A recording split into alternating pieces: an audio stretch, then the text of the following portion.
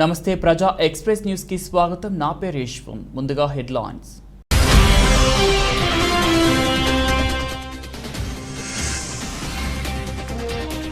BJP రాష్ట్ర అధ్యక్షుడి మార్పు, కొత్తగా సుఖాంత మజుందార్.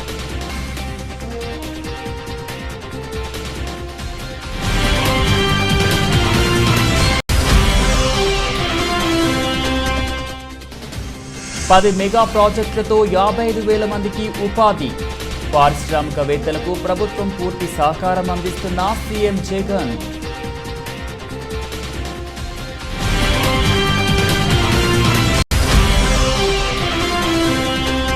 స్కూల్ బ్యాగు, బూట్ల నాణ్యతను పరిశీలించిన CM YS Jagan.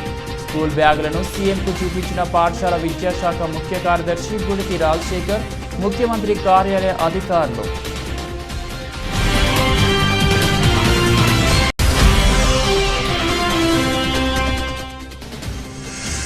Tollywood drugs కేసులో మలుపులు. సినీ ప్రముఖులకు డ్రగ్స్ డీలర్తో సంబంధం ఉన్నట్లు బలమైన ఆధారాలు లేవంటున్న ఈడీ.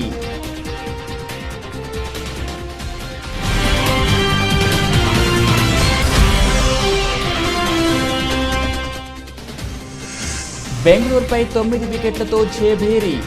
బ్యాటింగ్లో చెలరేగిన గిల్, వెంకటేష్, కుదేలైన కోహ్లీ సేన.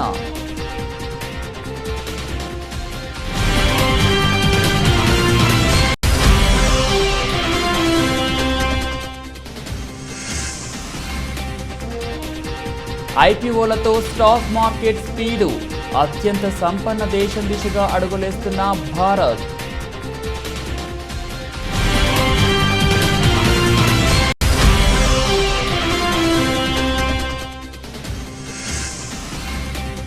పరిషత్ ఎన్నికల్లో విజయం సాధించిన వైఎస్ఆర్ కాంగ్రెస్ పార్టీ నాయకులకు శుభాకాంక్షలు తెలిపిన హోంమంత్రి మేఘతోటి సుచరిత.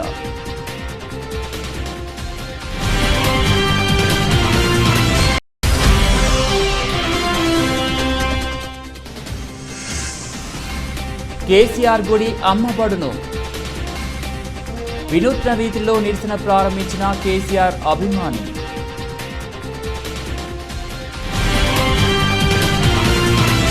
పశ్చిమ బెంగాల్ బీజేపీలో అనూహ్య పరిణామం చోటు చేసుకుంది.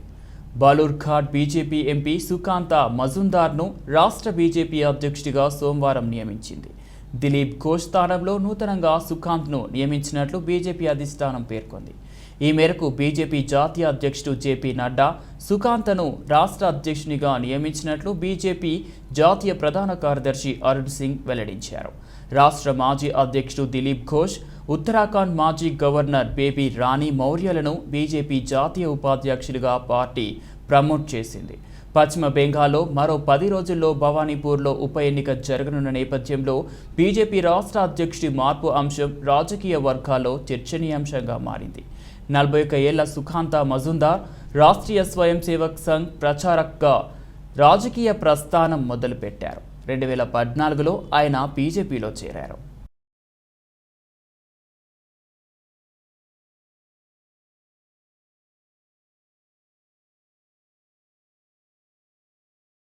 పారిశ్రామికవేత్తలకు ప్రభుత్వం పూర్తి సహకారం అందిస్తుందని ఆంధ్రప్రదేశ్ ముఖ్యమంత్రి వైఎస్ జగన్మోహన్ రెడ్డి అన్నారు. ఆంధ్రప్రదేశ్ రాష్ట్ర వాణిజ్య ఎగుమతులను రెట్టింపు చేయడమే లక్ష్యంగా మంగళవారం ఏర్పాటు చేసిన వాణిజ్య ఉత్సవం 2021 కార్యక్రమాన్ని సీఎం జగన్ ప్రారంభించారు. అనంతరం వాణిజ్య ఉత్సవంలో ఏర్పాటు చేసిన స్టాళ్లను సీఎం జగన్ సందర్శించారు. స్టాల్స్ను పరిశీలించిన సీఎం జగన్ ఉత్పత్తులకు సంబంధించి పలు వివరాలను అధికారులను అడిగి తెలుసుకున్నారు.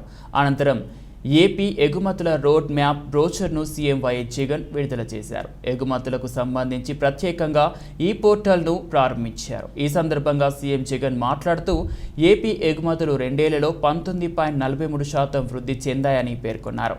2020-2021లో 1.23 లక్షల కోట్ల ఎగుమతులు జరిగాయని అన్నారు. ఈజ్ ఆఫ్ డూయింగ్ బిజినెస్లో ఏపీ మొదటి స్థానంలో ఉందని తెలిపారు. 2020-21లో ఎగుమతుల్లో ఏపీ 4వ స్థానంలో ఉందని సీఎం తెలిపారు. 2 ఏళ్లలో 20,390 కోట్లతో 10 మెగా ప్రాజెక్టులు ఏర్పాటు చేశామని తెలిపారు. దీని ద్వారా 55,000 మందికి ఉపాధి కల్పించినట్లు పేర్కొన్నారు. విశాఖ, చెన్నై, చెన్నై, బెంగళూరు, హైదరాబాద్, బెంగళూరు ఇండస్ట్రియల్ కారిడార్లను అమలు చేస్తున్న ఏకైక రాష్ట్రం ఏపీ అని తెలిపారు. కొప్పర్తిలో 3,155 ఎకరాల్లో వైఎస్ఆర్ జగనన్న మెగా ఇండస్ట్రియల్ ఏర్పాటు చేస్తున్నట్లు తెలిపారు. 730 కోట్ల పెట్టుబడితో 801 ఎకరాల్లో వైఎస్ఆర్ ఎలక్ట్రానిక్స్ మ్యానుఫ్యాక్చరింగ్ క్లస్టర్ ఏర్పాటు చేస్తున్నట్లు పేర్కొన్నారు. ఏపీ ప్రభుత్వం ఆధ్వర్యంలో 3 గ్రీన్ ఫీల్డ్ పోర్టులు 13,000 కోట్ల పెట్టుబడితో ఏర్పాటు చేస్తున్నట్లు తెలిపారు. 2023-24 కల్లా భావనపాడు, మచిలీపట్నం, రాయమపట్నం పోర్టులు ఏర్పాటు చేస్తున్నామని తెలిపారు. Exports have grown by 19.4%.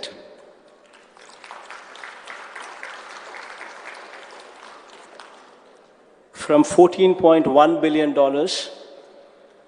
to $16.8 billion.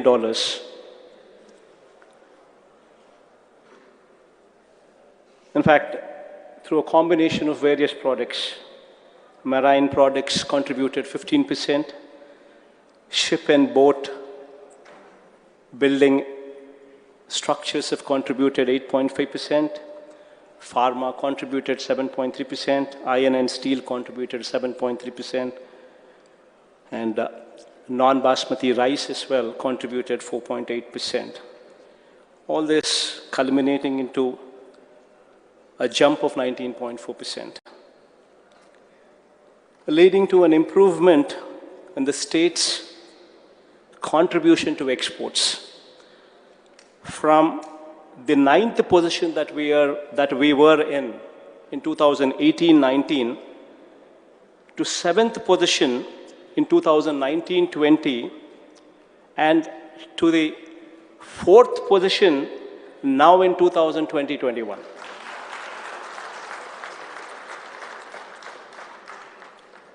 And while our GSDP were also to be compared to the national parameters, then while our GSDP contraction in our GSDP was only 2.58% in the COVID year 2020-21, when compared to the country's contraction of 7.3% in terms of GDP at constant prices for the year 2020-21. In fact, why I've been wanting to stress on these parameters is the performance stands testimony to our belief that right infrastructure and enabling policies, these two are very, very important. In fact, they become the cornerstones for industrial development, in growth, and augmentation of exports. In fact, in these last 2 years, we have moved a long way. In the last 2 years alone, 16,311 MSMEs were established with an investment of 5,204 crores, generating employment opportunities for more than 113,777 people. During the course of these last 2 years, apart from this, 68 large and mega industries have been facilitated to commence production, bringing an investment of rupees 30,175 crores and generating an employment opportunities for 46,119 people. Apart from this, 62 large and mega projects are under active implementation with a total investment of 36,384 crores with an employment potential of 76,916 people. In the last 1 year alone, we have approved 10 mega projects with an investment intent of 26,391 crores with an employment potential of 55,024 crores. With an employment potential of 55,024 people. Our state is the only state in the country to go in for development of 3 industrial corridors. Visakhapatnam to Chennai Industrial Corridor, Chennai to Bangalore Industrial Corridor, and Hyderabad to Bangalore Industrial Corridor. These 3 corridors will facilitate accelerated development across the state. It will push economic growth, industrialization in a big way. The state government is also developing a mega industrial hub in Kopparthi. In fact, in my own district, Kadapa, YSR Kadapa district. The reason why I say it is my own district is because I am tagging my name to it. So there would be results. With an extent of 3,155 acres. ముఖ్యమంత్రి కేసీఆర్ పై అభిమానంతో ఓ వ్యక్తి గుడి కట్టించాడు. అయితే తనకు పార్టీలో గుర్తింపు లేదని, కనీసం కేటీఆర్లను కలిసే అవకాశం కూడా రాలేదని గుడిలోని కేసీఆర్ విగ్రహాన్ని అమ్మకానికి పెట్టాడు. మంచిర్యాల జిల్లా దండేపల్లికి చెందిన తెలంగాణ ఉద్యమకారుడు రవీందర్ కేసీఆర్పై ఉన్న అభిమానంతో తన ఇంటి ఆవరణలో గుడి కట్టించాడు. అందులో కేసీఆర్ పాలరాతి విగ్రహాన్ని ప్రతిష్ఠించి పూజలు కూడా చేస్తున్నాడు. అంతలా అభిమానం చాటుకున్న తనకు కేటీఆర్ను కలిసే అవకాశం కూడా రావడం లేదని, టీఆర్ఎస్ పార్టీలోనూ గుర్తింపు దక్కలేదని నిరాశ చెంది కొన్ని రోజుల క్రితం బీజేపీలో చేరాడు. అప్పటి నుంచి కేసీఆర్ విగ్రహానికి ముసుగు వేసి నిరసన వ్యక్తం చేస్తున్నాడు. ఉద్యమంలో పాల్గొని అప్పుల పాలయ్యానని, అప్పులు తీర్చేందుకు కేసీఆర్ గుడిని విగ్రహాన్ని విక్రయిస్తున్నట్లు ఫేస్బుక్లో పోస్ట్ చేశాడు.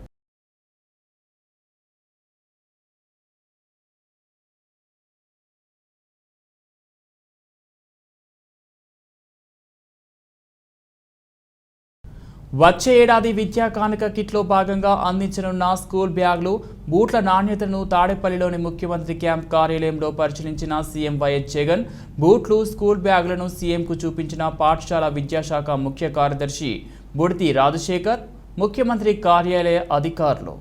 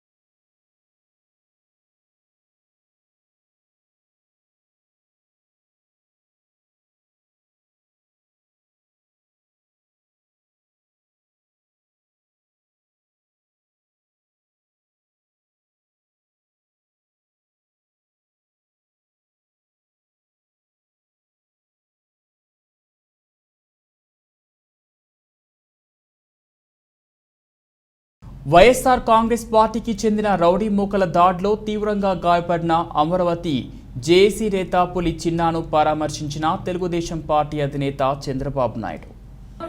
అరెస్టేషన్ స్టేట్మెంట్ ఇచ్చి తెల్లారి ఆ ముద్దాయిలు నిన్న బర్త్డే అని ఒకటి కాదు బర్త్డే అని చెప్పి ఆ ఇళ్ళ చుట్టూ బైక్లు వేసి తిరిగి మీరేం చేస్తారు మమ్మల్ని కొంచెం దీన్ని దళిత చేసి కూడా మాకు కూడా కొద్దిగా థ్రెట్ ఉండేటట్టు అనిపిస్తుంది. మా మీద 30 కేసులు పెట్టారు సార్. ఇప్పుడు 30 కేసులు ఉన్నాయి సార్ ఉద్యమం రాజధాని. నా మీద కూడా 30 ఉన్నాయి.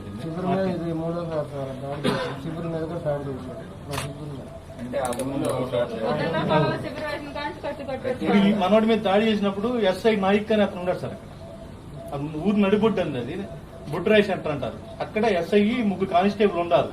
కర్రలు తీసుకొని రాడ్లు తీసుకొని అనబడుతుంటే వాళ్ళుండి కూడా వాళ్ళు అటకించలేదు సార్. కనీసం 200 మీటర్ల దూరం.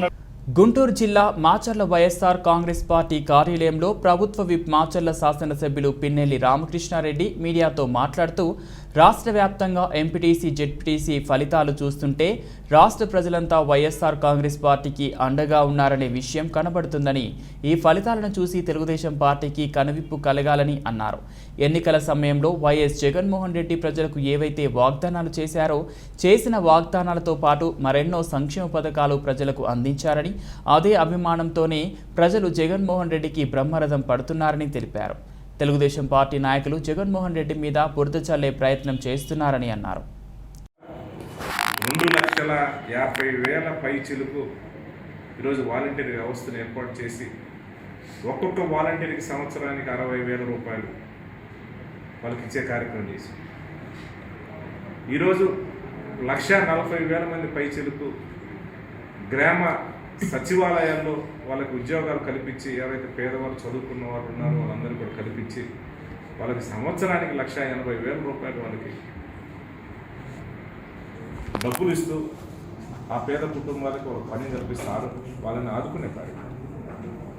ఇవన్నీ కూడా ఈరోజు గ్రామాల్లో చూస్తే ఒక గ్రామ సచివాలయం ఈరోజు గ్రామాలకు సంబంధించి ఈరోజు ఎరువులు కావాలన్నా ఏవి కావాలన్నా కూడా అందుబాటులో ఉండే పరిస్థితి. ఈరోజు సచివాలయంలో కూడా అన్ని శాఖలకు సంబంధించి అక్కడ ఒక 10 మంది స్టాఫ్ను పెట్టే పరిస్థితి. ప్రజలకు అన్ని సంక్షేమ కార్యక్రమాలన్నీ కూడా వాలంటీర్ వ్యవస్థ ద్వారా ఇబ్బంది లేకుండా ఇచ్చే కార్యక్రమం. అంటే ఇవి ప్రతి గ్రామంలో ఒక ఆర్బీకే కానివ్వండి, లేకపోతే సచివాలయము, ఈ హాస్పిటల్, ఈ బిల్డింగ్స్ ఇవన్నీ డెవలప్మెంట్ కాదా, ఇవి కనిపించట్లేదా అని అడుగుతాం. ప్రతి గ్రామంలో కూడా శాశ్వత బిల్డింగులు కట్టేసి శాశ్వతంగా కూడా ఆడొక సిబ్బందిని ఏర్పాటు చేసి ప్రజలకు అన్ని విధాలా కూడా మెరుగైన సౌకర్యాలు ప్రజలకు ఇబ్బంది లేకుండా చేసే కార్యక్రమం మన ముఖ్యమంత్రి గారు చేస్తారు. ఇవన్నీ కూడా అర్థం చేసుకుంటున్నారు ప్రజలు. కానీ తెలుగుదేశం వాళ్ళకి ఏం అర్థం కావట్లేదు. కళ్ళు మూసుకొని ఏదో మనమేదో చెప్పేస్తే కొంతమంది నమ్ముతారని ఒక దురభిప్రాయము, దురదృష్టకరమైన ఆలోచన చేస్తూ ఉన్నారు. ఇది వాళ్ళు చెప్పుతో వాళ్ళే పుట్టుకునే పరిస్థితి కనిపిస్తూ ఉంది. ప్రజలు ఏదేమైనా గమనిస్తూ ఉన్నారు. దయచేసి ఇప్పటికైనా సరే మీరు డొంక తిరుగుడుగా కాకుండా స్ట్రైట్గా ప్రజల సమస్యల మీద పోరాటం చేయండి, ప్రజల దగ్గరికి వెళ్ళండి. కనీసం రాబోయే 24 ఎలక్షన్స్లో ప్రతిపక్ష హోదా అయినా సరే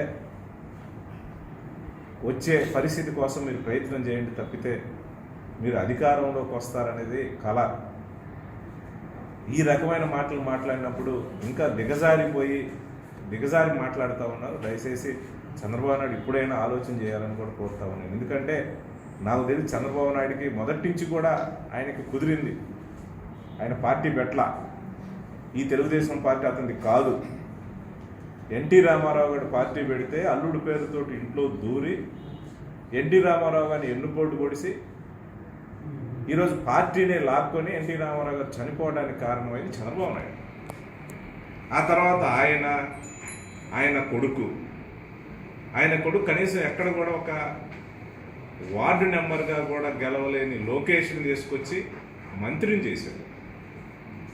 ఆయన మంత్రిగా ఎలగబెట్టాడు. 4 సంవత్సరాలు మంత్రిగా ఎలగబెట్టిన ఆయన కనీసం ఎమ్మెల్యేగా గెలవలేని పరిస్థితి. కానీ ఎన్టీ రామారావుకి సంబంధించి ఫ్యామిలీని ఎక్కడ కూడా రాజకీయంగా తొక్కేశాడు. వాళ్ళందరినీ కూడా కనీసం రాని పరిస్థితి.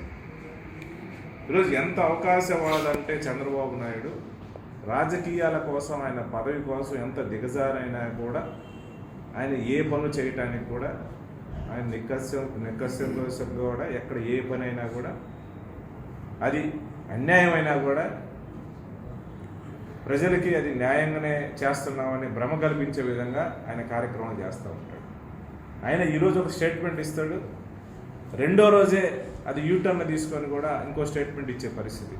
అంటే ప్రజలు ఏమన్నా తెలియదు, ప్రజలు అమాయకులు అనుకుంటున్నారు చంద్రబాబు నాయుడు. ఇది ప్రజల అమాయకులు కాదు. ప్రతి స్టేట్మెంటు ఎవరు ఏ నాయకుడు ఎక్కడుండి ఏం చేస్తూ ఉన్నాడు ప్రజలు గమనిస్తూ ఉన్నారు. 2 సంవత్సరాలు అయింది.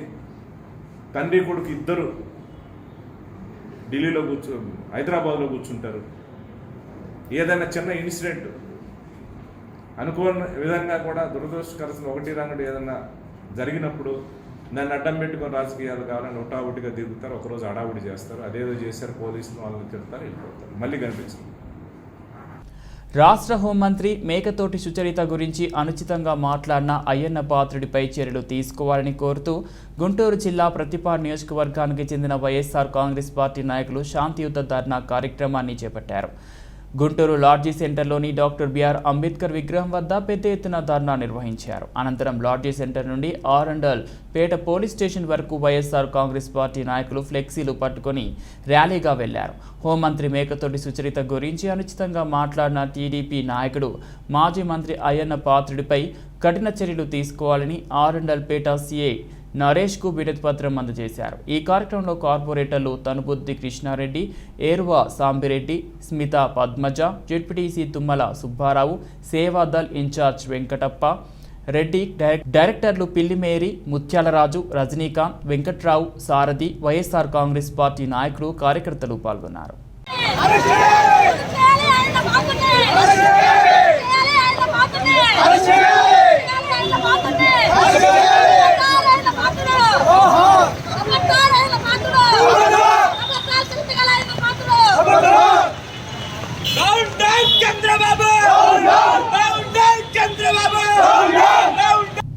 ఎన్నికలలో విజయం సాధించిన Guntur rural ZPTC Tummala Subba Rao, Prathipadu ZPTC Vippala Krishna Reddy, Pedanandipadu ZPTC Kalluri అన్నపూర్ణలను హోంమంత్రి సుచరిత సన్మానించారు.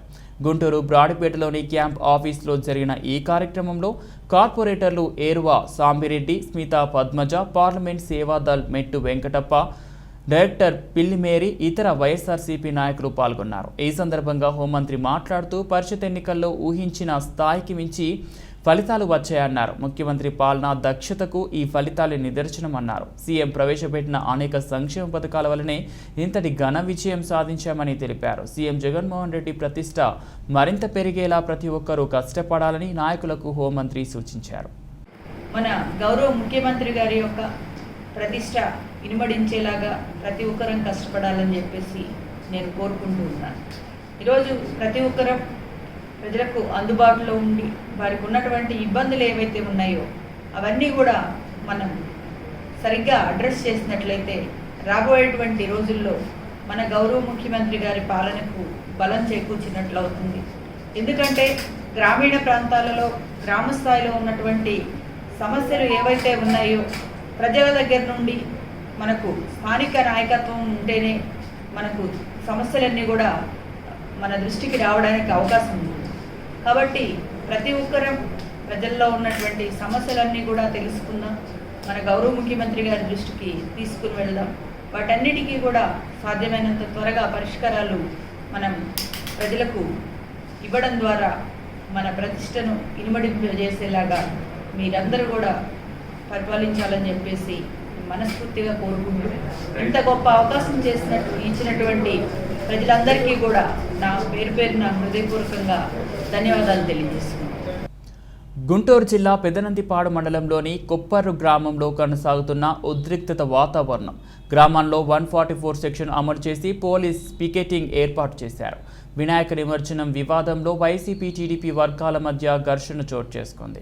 టీడీపీకి చెందిన మాజీ జెడ్పీటీసీ, ఎంపీటీసీ ఇంటిపై ప్రత్యర్థులు దాడి చేశారు.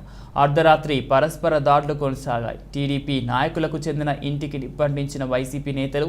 ఈ ఘర్షణలో పలువురు వైసీపీ టీడీపీ కార్యకర్తలకు తీవ్ర గాయాలు అయ్యాయి. గాయపడ్డ వారిని హాస్పిటల్కు తరలించిన స్థానికులు. సంఘటనా స్థలంలో పోలీసులు ఉన్నా యథేచ్ఛగా దాడులు చేసుకున్న రెండు వర్గాలు.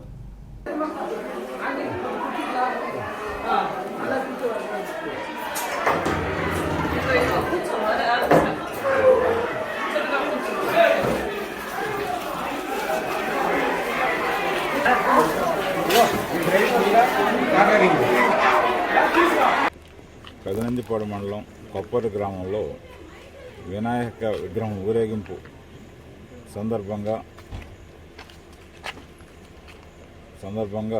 రెండు వర్గాలు గ్యాదర్ అయ్యి అటు ఇటు కేకలేసుకొని అటు ఇటు రాళ్ళు వేసుకోవటం, తర్వాత ఒక ఇంటి మీద వాళ్ళు రాళ్ళు వేయటం, రెండు బళ్ళు కూడా నిప్పు పెట్టడం, ఇంట్లో సోఫా సెట్ కూడా నిప్పు పెట్టడం జరిగింది. వెంటనే మా లోకల్ ఎస్ఐ వీళ్ళంతా ఉన్నారు, కంట్రోల్ చేస్తూ ఉన్నారు. అందులో మాకు సమాచారం వచ్చి అందరం వచ్చేసి మేము సిట్యువేషన్ కంట్రోల్ చేసి అందరం పంపించేసాం. ఈ జరిగిన సంఘటన మీద కేసులు నమోదు చేసి ఎవరైతే దీనికి బాధ్యులో అందరి మీద కఠినమైన చర్య తీసుకుంటాం. ప్రస్తుతం గ్రామంలో పోలీస్ పికెట్ అరేంజ్ చేసాం. తర్వాత ఎలాంటి అవాంఛనీయ సంఘటనలు జరగకుండా అన్ని జాగ్రత్తలు తీసుకుంటాం. Thank you. సోమవారం అమరావతి సచివాలయం 4వ బ్లాక్ ప్రచార విభాగంలో నిర్వహించిన మీడియా సమావేశంలో మంత్రి మాట్లాడుతూ సినిమా టికెట్ల ఆన్లైన్ బుకింగ్ విధానం అనేది 2002వ సంవత్సరం నుండి అమలుకు నోచుకోకుండా ఉన్న అంశమని పేర్కొన్నారు. ప్రభుత్వం దీనిపై వివిధ కమిటీలను ఏర్పాటు చేసి ఇప్పటికే విస్తృతంగా అధ్యయనం చేయడం జరుగుతుందని చెప్పారు. దానిలో భాగంగానే తెలుగు సినిమా పరిశ్రమకు సంబంధించి తెలుగు ఫిలిం ఛాంబర్ ప్రతినిధులు అనగా నిర్మాతలు, డిస్ట్రిబ్యూటర్లు, ఎగ్జిబిటర్లు తదితర స్టాక్ హోల్డర్లతో సోమవారం సచివాలయంలో ప్రత్యేకంగా సమావేశమై వారి అభిప్రాయాలను తీసుకున్నామని చెప్పారు. ఆన్లైన్ టికెట్ల విక్రయంపై అందరూ ఏకాభిప్రాయాన్ని వ్యక్తం చేయడంతో పాటు సినిమా రంగానికి సంబంధించి అనేక సమస్యలను సమావేశం దృష్టికి తెచ్చారని, వాటన్నింటినీ రాష్ట్ర ముఖ్యమంత్రి వర్యుల దృష్టికి తీసుకువెళ్తామని మంత్రి నాని పేర్కొన్నారు. ఇనిషియేషన్తో మొదలై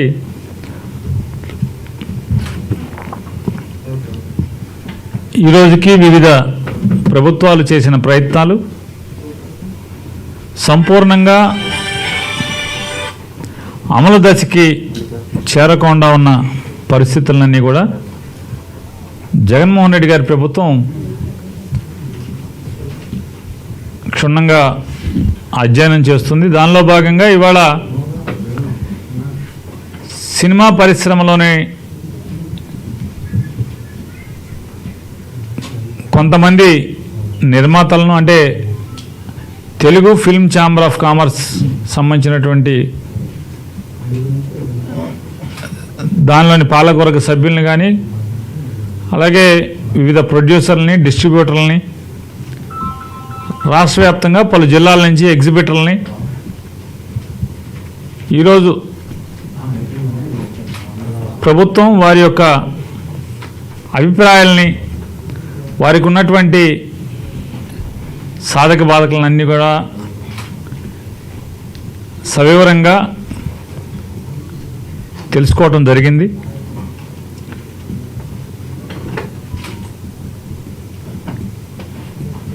సినిమా ప్రదర్శించే దాంట్లో ఎగ్జిబిటర్లకి ఉన్న సమస్యలను కానీ, అలాగే ఆంధ్రప్రదేశ్లో సినిమాలు తీసేటప్పుడు నిర్మాతలు కోరుకున్న సౌలభ్యాలు కానీ ఇవన్నీ కూడా సానుకూలంగా అధికారులు కానీ మేము ప్రభుత్వం తరపున కానీ అన్నీ నమోదు చేసుకుని తొందరలోనే సమీక్ష చేసి ముఖ్యమంత్రి గారికి కూడా అన్నీ చెప్పి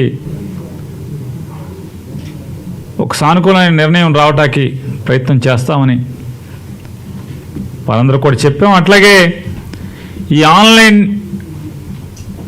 వ్యవస్థ ద్వారా సినిమా టికెట్ల విక్రయం అనే దానికి రాష్ట్ర వ్యాప్తంగా వచ్చినటువంటి ఎగ్జిబిటర్లు కానీ, అలాగే Telugu film chamber of commerce వారు కానీ, నిర్మాతలు కానీ ప్రతి ఒక్కరూ కూడా తమ యొక్క సంపూర్ణమైనటువంటి అంగీకారాన్ని తెలియజేసి దానిలో ఉన్నటువంటి ప్రస్తుతం జరుగుతున్నటువంటి వ్యవస్థలో ఏమేం జరుగుతుంది, ప్రస్తుతం ప్రైవేట్ వ్యక్తుల ద్వారా కొన్ని థియేటర్లో ఆన్లైన్ సిస్టమ్ ద్వారా జరుగుతున్నటువంటి విక్రయాల గురించి కానీ వీటన్నిటి గురించి వారు విశదీకరించడం జరిగింది. మళ్ళీ ప్రభుత్వం దీని మీద డ్రగ్స్ విషయమై వరుసగా టాలీవుడ్ ప్రముఖులను ఈడీ విచారించిన సంగతి తెలిసిందే. డ్రగ్స్ డీలర్ కెల్విన్ ఇచ్చిన సమాచారంతో ఈడీ విచారణ జరుగుతుండగా సినీ తారలపై ఎక్సైజ్ శాఖ వరుస ఛార్జ్ షీట్లు దాఖలు చేసింది. కెల్విన్తో సెలబ్రిటీలకి ఉన్న సంబంధాలపై విచారించింది. తాజాగా సినీ ప్రముఖులకు అతనితో సంబంధం ఉన్నట్లు బలమైన ఆధారాలు లేవని, నిందితులుగా చేర్చేందుకు కేవలం కెల్విన్ వాంగ్మూలం సరిపోదని ఎక్సైజ్ శాఖ తెలిపింది. ఎక్సైజ్ శాఖ FSL డ్రగ్స్ కేసులో టాలీవుడ్ నటులకు క్లీన్ షీట్ ఇచ్చాయి.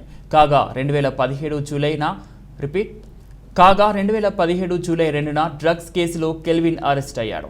అతని సమాచారం మేరకు మొత్తం 66 మందిని విచారించిన ఎక్సైజ్ సిట్ 3 మాత్రమే నిందితులని పేర్కొంది. అయితే ఇటీవల డైరెక్టర్ పూరి జగన్నాథ్, నటుడు తరుణ్ స్వచ్ఛందంగా శాంపిల్స్ ఇవ్వగా వాటిలో డ్రగ్స్ ఆనవాళ్లు లేవని ఫోరెన్సిక్ సైన్స్ ల్యాబ్ చెప్పింది.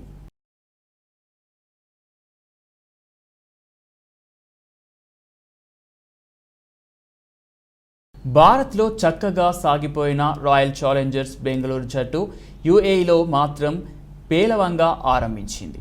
కోహ్లీ, డివిలియర్స్, మ్యాక్స్వెల్ లాంటి సూపర్ హిట్లర్లున్న జట్టు కనీసం 100 పరుగులైనా చేయలేకపోయింది.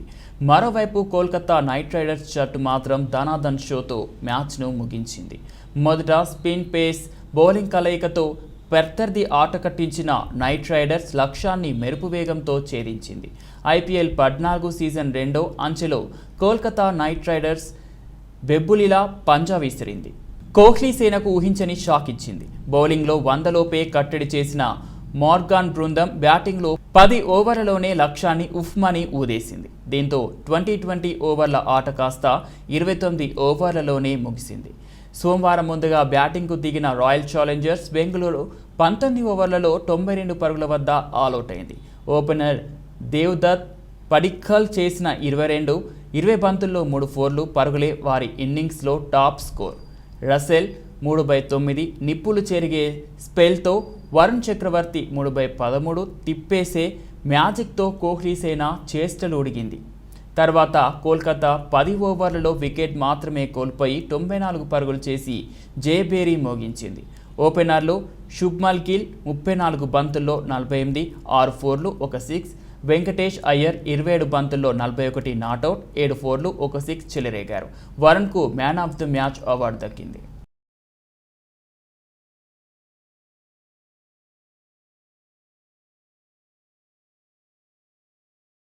బులెటిన్ ముగించే ముందు హెడ్లైన్స్ మరోసారి.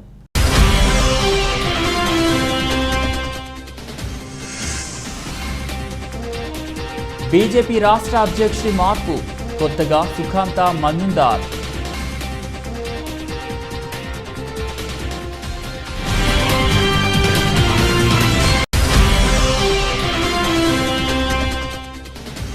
పది మెగా ప్రాజెక్టులతో 55,000 మందికి ఉపాధి. పారిశ్రామికవేత్తలకు ప్రభుత్వం పూర్తి సహకారం అందిస్తున్న సీఎం జగన్.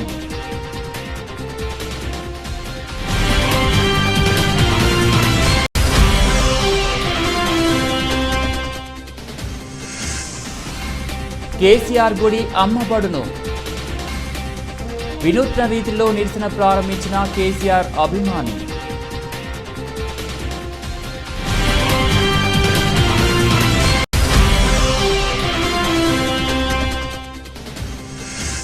టాలీవుడ్ డ్రగ్స్ కేసులో మలుపులు.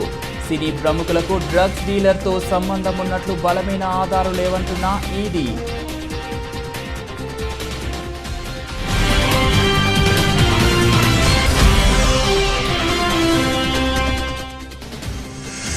బెంగళూరుపై 9 వికెట్లతో జయభేరి.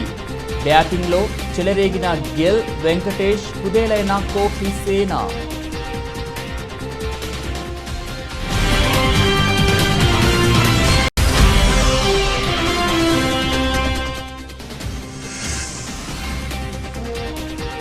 ఐపీఓలతో stock market speed. అత్యంత సంపన్న దేశం దిశగా అడుగులేస్తున్న భారత్.